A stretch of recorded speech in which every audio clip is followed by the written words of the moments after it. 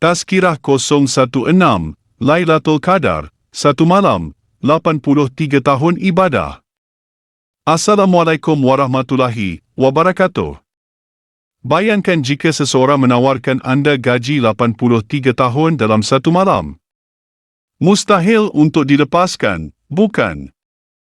Allah berfirman, yang bermaksud, malam Lailatul Qadar itu lebih baik daripada 1000 bulan. Surah Al-Qadar ayat 3.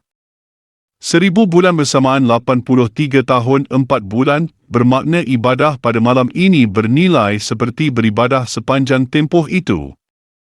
Siapa yang tidak mahu merebut peluang pahala luar biasa ini? Jika kita menghidupkan 10 malam terakhir Ramadan, kita mempunyai peluang besar untuk mendapat Lailatul Qadar.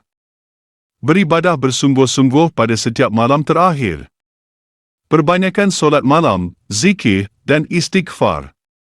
Berdoa dengan bersungguh-sungguh agar diberikan peluang bertemu Lailatul Qadar. Ramadan Karim. Wassalamualaikum.